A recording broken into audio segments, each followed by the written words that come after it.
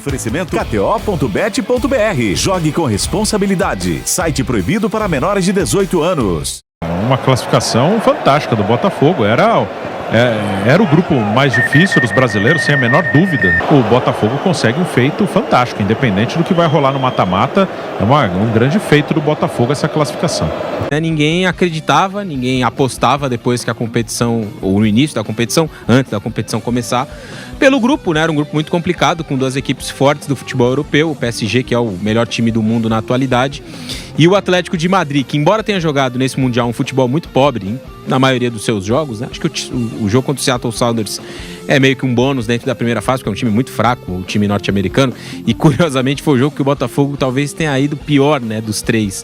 É muito interessante a gente observar essas questões dentro do grupo, né? O Botafogo não jogou tão bem assim contra o time mais fraco, e contra os dois mais fortes ele teve ali uma solidez, uma organização, uma competitividade muito alta. Eu acho que também tem a ver com o nível que você entra de preparação para esses jogos contra times melhores, mas a gente vai ter tempo de analisar esses aspectos. Então, para o Botafogo, era uma perspectiva difícil antes da competição começar, né? Não vamos mentir aqui agora, depois que o Botafogo passou. Quase ninguém apostava na classificação do Botafogo. 9 entre 10 analistas, até mesmo alguns torcedores, apostavam que PSG e Atlético de Madrid, os dois europeus, iam conseguir avançar de fase, e o Botafogo conseguiu se meter entre eles com uma vitória muito marcante contra o PSG. Hoje, eu acho que o Botafogo jogou muito com o pensamento na vantagem que ele tinha, né? Ele precisava perder por 3-0 para conseguir, ou para ser eliminado, né? Dentro do primeiro tempo se defendeu muito bem, concedeu pouquíssimas oportunidades. Fez um jogo até, em algumas bases, parecido com o do PSG, forçando muito o Atlético a jogar pelos lados e levantar a bola na área. A grande diferença é que o Atlético tem um centroavante, que o PSG não tem, um centroavante de imposição física, né? O Sorloth, no caso. O PSG não, mesmo quando joga com o Gonçalo Ramos, como foi nesse Mundial em algumas oportunidades, não tem aquele cara, ele não é aquele jogador só de área, né? Ele sai, se mexe um pouquinho, embora seja um centroavante. Então, até essa característica do jogo era algo pra gente observar, mas tanto o Jair quanto o Barbosa foram de novo muito bem nos duelos. E aí, no segundo tempo, naturalmente, o Atlético, pressionou mais, tentou criar mais, empurrou mais, ele precisava marcar gols para se classificar. O Botafogo ficou à espera de conseguir conectar contra-ataques, não conseguiu ser tão eficaz assim, mas acabou perdendo com um gol muito no finalzinho, que deixa escapar, né, a classificação em primeiro, que poderia dar até para o Glorioso uma possibilidade de um chaveamento um pouco mais tranquilo, né, com a perspectiva de enfrentar o segundo do grupo do Palmeiras, que eu imagino que vai ser o Al-Ahly, é a minha aposta aí para essa chave do Palmeiras. A gente pode até falar sobre isso daqui a pouco. E agora não, né? O Botafogo provavelmente vai enfrentar o Palmeiras nas oitavas, um confronto brasileiro que muda bastante aí o panorama, né, do que pode ser essa fase de oitavas de final. Mas parabéns ao Botafogo, ao trabalho do Renato Paiva, que a gente não pode esquecer, né? Há 2-3 meses estava sendo chamado de burro no estádio Newton Santos, muito comecinho ali de trajetória no Botafogo, 3-4 jogos, e naturalmente ele, por estar ainda conhecendo o elenco, cometeu um erro ou outro, como cometeu nesse Mundial, no jogo da estreia, né? Mas mostrou muita capacidade de resiliência primeiro e muita capacidade de estratégia em jogos vitais. O jogo contra o Estudiantes na Libertadores, esse jogo contra o PSG, hoje em certa parte também, e ele também, lógico que com o grupo de ótimos jogadores que ele tem, é um responsável importante por essa classificação do Botafogo às oitavas. E o Botafogo, Pedro Marques, que antes do jogo de hoje tinha vencido os seus últimos 5 jogos na temporada, incluindo a vitória gigantesca contra o PSG por 1-0, ou seja, volta a perder após 5 jogos em que tinha vencido esses 5 jogos, né? E a última derrota antes de hoje tinha sido na Copa do Brasil, terceira fase, contra o Capital do Distrito Federal. Naquela ocasião perdeu por 1-0, 22 de maio, passou de fase, tinha uma vantagem boa e perdeu naquele jogo. Pedro Marques passa o Botafogo como segundo, e você, né, que cobre o dia a dia do Palmeiras, pode encontrar, digamos assim, né, cobrindo o Palmeiras, o Botafogo nas oitavas de final. Caso dê, eu digo, a lógica, com o Palmeiras terminando em primeiro do seu grupo, teríamos esse Palmeiras e Botafogo nas oitavas de final. Muito boa noite, Pedro. Se confirmando, vai ser um grande jogo. Muito boa noite para você, Guilherme Silva, Guilherme Nápoles, Raí Monteiro, todo mundo ligado aqui na Jovem Pan. Antes da bola rolar para a Copa do Mundo de Clubes da FIFA, o Botafogo era tido como eliminado. Ninguém apostava nesse Botafogo. mas passou num grupo com o Paris Saint-Germain, com o Atlético de Madrid, até o gol do Atlético com 42, 43 do segundo tempo. O Botafogo estava passando em primeiro lugar do grupo, então eu acho que esse é um feito que tem que ser destacado por parte do Botafogo. Já é uma grande conquista, como até destacou aqui o Guilherme Nápoles. O time está confiante, sabe bem o que tem que fazer dentro de campo, e se jogar assim, se voltar para o segundo semestre jogando dessa mesma maneira, o Botafogo tem tudo para chegar forte nas competições que disputa. A gente está falando aqui de Campeonato Brasileiro, Libertadores. O Botafogo chega forte para as competições que disputa no segundo semestre. E a gente tem que lembrar aqui, o Botafogo perdeu 2 dos seus melhores jogadores, Luiz Henrique e Almada, perdeu o técnico Arthur Jorge, e mesmo assim encontra um caminho para se tornar competitivo e forte para o segundo semestre. O meu destaque para o Botafogo, hoje o Savarino teve uma grande oportunidade no comecinho do jogo, mas eu destaco muito o Igor Jesus, que se despede do Botafogo nesta Copa do Mundo de Clubes da FIFA, mas para mim hoje é o melhor centroavante que nós temos aqui na América do Sul. Sabe fazer o pivô como poucos, gera jogo, abre espaço para os companheiros, jogo de ultrapassagem, fora a finalização dele, o Botafogo passa de fase e passa com muito merecimento. Pensando o Nápoles nessa classificação e agora também já nas oitavas de final, possivelmente, né, podemos ter aí o Palmeiras e Botafogo. Numa segunda hipótese aí, teríamos Inter Miami, passando em primeiro ali, se caso vença, né, o Palmeiras, contra o Botafogo. Acho difícil essa possibilidade, mas existe. Claro, o Botafogo perdeu uma chance, né, como o Raí citou, de passar em primeiro e pegar um chaveamento mais acessível. Nós tínhamos falado isso durante o jogo. Seria um chaveamento ali que poderia pegar o Inter Miami passando em primeiro, pegaria o Inter Miami em segundo, se confirmar isso, e aí depois, nas quartas de final, pegaria possivelmente, né, o confronto ali entre Flamengo, Benfica ou Boca, né? Ficaria nesse trio aí, porque imagino que o Bayern passe em primeiro. Então pegaria nas quartas um desses 3. Ou seja, ficaria também num chaveamento mais acessível. Olhando, claro, tem o copo cheio, que é a classificação importante e tudo mais, isso é indiscutível, mas olhando o copo, né, pela metade, meio vazio ali, aquela coisa toda, dá pra dizer que também fica numa situação que poderia estar mais confortável, num lado mais acessível da chave, pegando o Inter Miami nas oitavas e nas quartas, cruzando com Flamengo, Benfica ou Boca. Concorda, Nápoles? Fugiria de um forte europeu, digamos assim, né? Eu gosto de ver o copo sempre meio cheio, viu, Gui? E o Botafogo tem que comemorar muito essa classificação porque era o grupo da morte, que conta com o atual campeão da América, o atual campeão do mundo, o Atlético de Madrid, que é muito chato, e o Seattle Sounders pegou adversários fortes.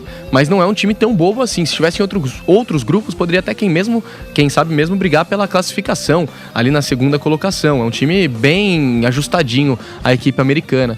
O Botafogo a gente tem que citar também que viveu altos e baixos nesses 6 meses, né? Quando a gente falava deste grupo lá quando sai o chaveamento, a gente imaginava um Botafogo brigando justamente por essa segunda colocação, porque era um time que estava em alta, que em uma semana conquista a América, que em uma semana conquista o Campeonato Brasileiro, que ainda tinha Thiago Almada, que ainda tinha Luiz Henrique, que ainda tinha grandes jogadores, e depois no começo do ano houve uma instabilidade, o Botafogo muito tempo sem técnico, em busca de um novo treinador. Os jogadores que deixaram o clube eram jogadores muito importantes, o Luiz Henrique, o Thiago Almada, e a reposição não foi no mesmo nível. Por mais que o Arthur seja um grande jogador, ele não tem o nível do Luiz Henrique. O Luiz Henrique era um jogador de seleção brasileira aqui no futebol brasileiro. Depois ele vai se esconder na Rússia e aí são as escolhas do jogador que sofrem também as consequências. O próprio Thiago Almada é um jogador de Copa do Mundo, um jogador campeão de Copa do Mundo com a seleção da Argentina. E aí a reposição não vem à altura e o Renato Paiva tem que mudar essa forma do time jogar. Tanto que hoje joga com 3 volantes, com Marlon Freitas, com Gregory e com Alain, sem propriamente um armador da equipe que era o Thiago Almada. Então o Botafogo passou por altos e baixos nos últimos 6 meses. Palmeiras. Talvez no momento do chaveamento, como eu disse, a gente imaginasse o time brigando por essa segunda colocação. Depois já ficou mais receoso com a boa temporada do Atlético de Madrid, que perde para o Real Madrid nos pênaltis na Champions League, e também com o momento negativo ainda em campeonato estadual e o comecinho ali do campeonato brasileiro. Tanto que o Botafogo tá, se eu não me engano, no meio de tabela no campeonato nacional. A expectativa não era das melhores. Sobre o adversário, um possível adversário nas oitavas de final. Acho que o Botafogo tem que pensar jogo a jogo. Não adianta pensar em chaveamento já em quartas de final, porque antes vai ter um adversário muito qualificado nas oitavas. Dito isso, o Palmeiras seria o adversário mais difícil para esse time do Botafogo mesmo. Porque eu acho que o Botafogo é superior a Porto, é superior ao Arli, é superior também ao Inter Miami. O Botafogo é melhor que os três e tá no mesmo nível do Palmeiras. Vai ser um jogo muito equilibrado.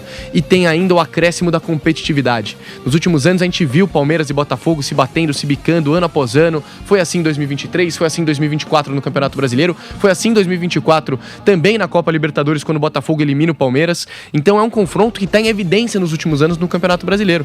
É um confronto que tem chamado muito a nossa atenção. E tem a questão da revanche.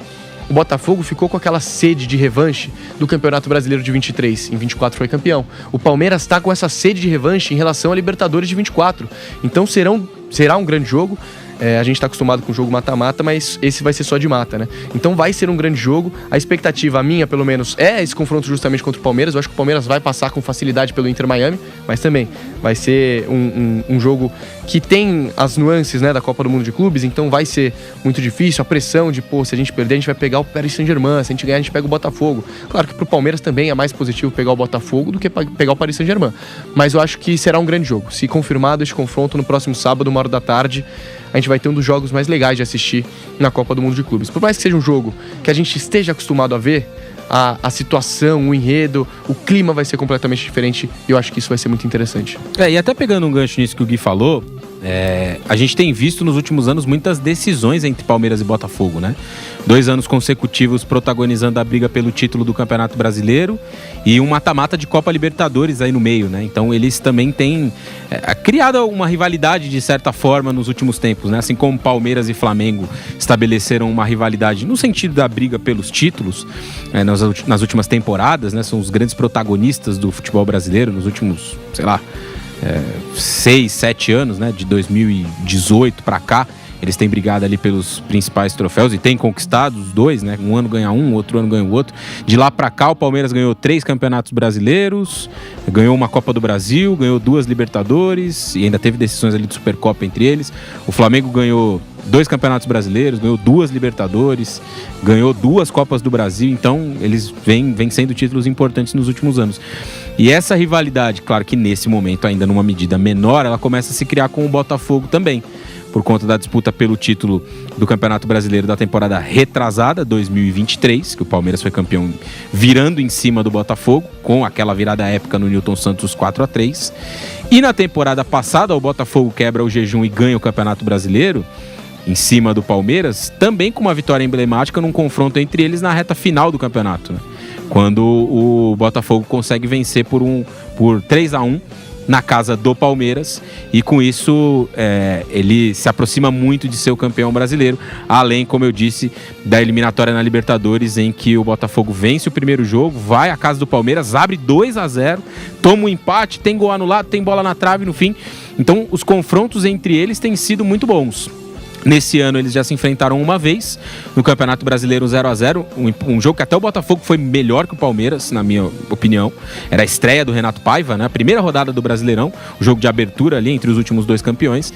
E o Botafogo foi muito bem naquela ocasião mesmo, com o empate em 0-0, repito, era a estreia do Renato Paiva. Então a tendência, né, eu imagino que esse confronto vai acabar se confirmando daqui a pouco, é de que a gente tenha um jogaço sábado nos Estados Unidos entre Botafogo e Palmeiras, com uma rivalidade que tem crescido e que vai ganhar um ingrediente a mais nesse sábado, caso, obviamente, o jogo se confirme. O Raí, e sobre essa questão que eu citei com o Nápoles, né? Dá pro Botafogo lamentar não ter ficado em primeiro e fugir ali de um europeu na própria oitavas e depois nas quartas? Porque pelo chaveamento, a tendência pegaria um europeu só nas quartas, né? Porque seria aí teria o Benfica, se passasse do Flamengo, ainda tem o Boca, enfim.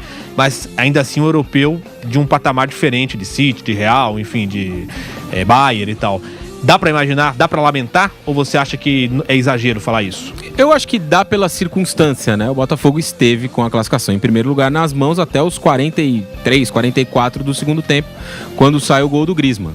E esse panorama daria ao Botafogo a chance muito grande de chegar pelo menos até as quartas de final. Não que ele não tenha por enfrentar o Palmeiras, mas ele teria mais enfrentando o Inter Miami ou o Al Ahly, né? Um dos dois aí que deve passar em segundo. O Porto ainda tem chances, mas remotas.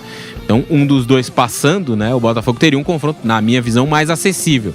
Melhor enfrentar o Al Ahly ou o Inter Miami do que o Palmeiras. Como é melhor enfrentar o Palmeiras do que o PSG, ou para o Palmeiras é melhor enfrentar o Botafogo do que o PSG, né? Melhor no sentido de talvez ser jogos com uma possibilidade de competição maior, né? Embora eu acredite que o Palmeiras poderia sim competir com o PSG em inferioridade, né? O PSG seria favorito nesse confronto, mas o próprio jogo do PSG contra o Botafogo mostra um pouco esse aspecto, né? Então, acho que sim, o Botafogo pode lamentar.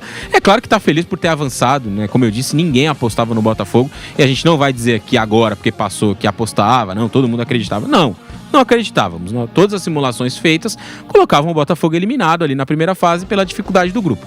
O Botafogo conseguiu um resultado acima das expectativas de muita gente. Pode ser que não seja acima das expectativas da gestão, da diretoria, do grupo, do próprio Renato Paiva. Pode ser que eles projetavam sim uma classificação e tenho certeza que eles acreditavam que poderiam passar. Mas na opinião geral, a maioria das pessoas imaginava que o Botafogo ficaria pelo caminho. Então, eu acho que a alegria, a felicidade pela classificação, ela vem em primeiro lugar. Mas ali no fundinho tem um pouquinho de, dava pra ter passado em primeiro, né? E aí talvez encaminhar um chaveamento pra fazer uma quartas de final contra o Flamengo, né? Com o Flamengo também passando em primeiro do outro lado. A gente poderia ter Flamengo e Benfica ou Flamengo e Boca contra o Botafogo jogando contra a Inter Miami e Al Ahly. E os brasileiros seriam favoritos nesse cenário, né? E os dois poderiam fazer um jogo de quartas e já garantir um brasileiro na semifinal. Não vai acontecer, a tendência é que a gente tenha um jogo entre brasileiros já no sábado. Eu acho que os jogos do Grupo A ganharam mais esse ingrediente, porque embora Palmeiras e Inter Miami eles tenham já de alguma forma largado na frente e estão com a classificação encaminhada para a próxima fase, todo mundo ali tem a possibilidade da classificação, até mesmo o Al Ahly do Egito e o Porto. E agora vai ter também esse debate. Quem vai escapar do Paris Saint-Germain? Quem vai pegar o Botafogo? Eu acho que vai ter mais esse ingrediente para os jogos de hoje à noite do Grupo A da competição, para a gente definir, né, os confrontos das oitavas de final. Mas se eu fosse um clube brasileiro, eu gostaria de pegar, nesse Mundial de Clubes, nesse formato novo, os europeus. Eu tenho até uma visão um pouco diferente. Ah, não, mas tem que escapar dos caras para chegar o mais longe possível. Se eu sou um clube brasileiro, nesta Copa do Mundo de Clubes, eu tentaria enfrentar a maior quantidade possível de times europeus, porque eu acho que os clubes brasileiros já foram para essa competição nesse intuito de medirem forças, de tentarem se equiparar aos clubes do primeiro escalão do futebol europeu, do segundo escalão. E é uma experiência que pode valer bastante, ainda mais para as disputas aqui de Libertadores, Campeonato Brasileiro, Copa do Brasil. Então, se eu fosse um clube brasileiro, eu tentaria pegar um europeu dentro desse chaveamento aqui da Copa do Mundo de Clubes da FIFA, Guilherme.